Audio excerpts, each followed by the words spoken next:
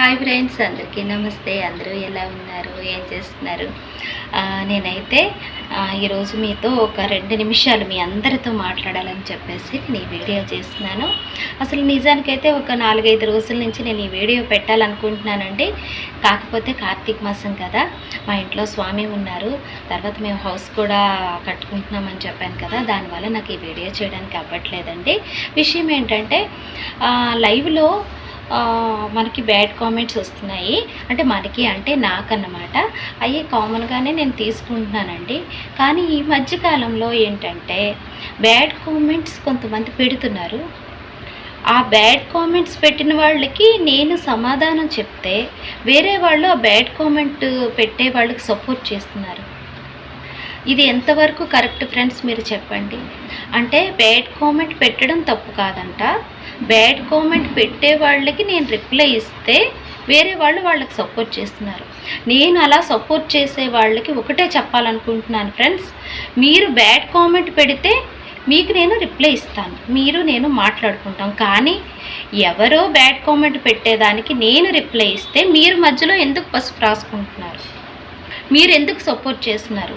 మీకు నిజంగా అనాలనిపిస్తే మీరు అనండి, నేను మీకు రిప్లై ఇస్తాను. లేదనుకోండి, లేదు.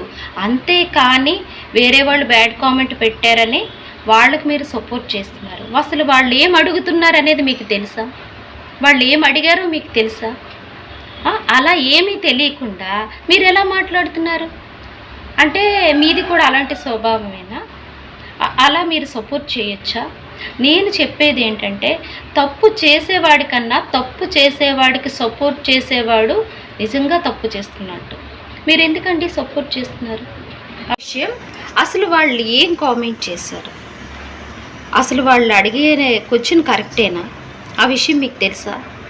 ఎవరైనా సరే మామూలుగా మీరు డాన్స్ బాగా చేస్తారు, లేకపోతే ఇంకే బ్యాడ్ కామెంట్స్లో కూడా రకాలు ఉంటాయండి. కొంతమంది బాగున్నారంటే మీరు అంటారు, కొంతమంది ఇంకాస్త 2 అడుగులు ముందుకేసి కాస్త ఇంకా వేరే ఏదైనా కామెంట్ చేస్తారు, లేదా మీ డాన్స్ బాగుంది అంటారు. కొంతమంది ఏమంటారంటే స్టెప్పులు ఎరగదీస్తున్నారండి అంటారు. అంటే మనం మాట్లాడే మాటల్లో కాస్త తేడాలు ఉంటాయి. కానీ ఏకంగా ఆ క్వశ్చన్ ఏంటంటే అనుకోవచ్చు, ఈవిడ ఇంతలా ఫీల్ అవుతున్నారు, అసలు ఏం కామెంట్ చేశారు అనేసి. దానికైతే నేను చెప్తున్నాను, ఎదవా ఏమని కామెంట్ చేశాడంటే, మీరు బెడ్రూమ్లో ఎలా సంతోషపడతారు అని కామెంట్ చేశాడండి. నా బెడ్రూమ్ విషయాలు ఆయన అడిగాడు. అందుకు నేనేం చెప్పానంటే, ఒరే బాబు, నువ్వు పుట్టావంటే నీకు మీ అమ్మ నాన్న కలిసి ఉంటేనే కదా నువ్వు పుట్టావు. ముందెళ్ళి మీ అమ్మని నాన్నని ఆ మాట అడుగు.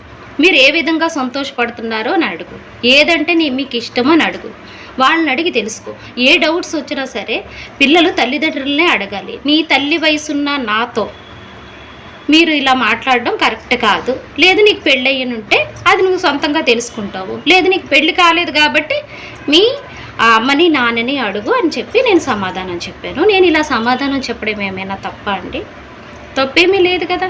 ఆ అబ్బాయి నన్ను అడిగాడు, నేను తనకి సమాధానం చెప్పాను. అది కూడా చెప్పకుండా ఉండడానికి మనం ఏమైనా సరే ముక్కు మూసుకుని తపస్సు చేసుకుంటున్నామా? ఆ స్వాములకు కూడా కోపం వస్తుంది. నేనైతే కోపపడకుండా నేను వాళ్ళ ఇంట్లో కూడా ఆడవాళ్ళు ఉన్నారు అనే విషయాన్ని తనకి గుర్తు చేశాను. దానికి వేరే ఆయన అతనికి సపోర్ట్ చేస్తూ ఏమంటున్నాడంటే, ఇంట్లో వాళ్ళు ఎలా అడుగుతామండి? బయట వాళ్ళు అయితే అడిగేస్తాం. ఇంట్లో వాళ్ళు ఒకటి, బయట వాళ్ళు ఒకటా? సరే, నువ్వు తనకు సపోర్ట్ చేస్తున్నావు, నువ్వు చెప్పు. వెళ్ళి నువ్వు నీ భార్యతో ఎలా ఉన్నావు అనేది నువ్వు చెప్పు. లేదా మీ అమ్మని అడిగేసి నువ్వు చెప్పు. నన్ను ఎందుకు మధ్యలో ఇన్వాల్వ్ చేయడం? ఇది నేను అడుగుతున్నానండి. ఏంటి, యూట్యూబ్లో రీల్స్ చేసినంత మాత్రాన, లైవ్ పెట్టినంత మాత్రాన తప్పుడు మనుషులం అయిపోతామా అండి? మాకుండే సరదా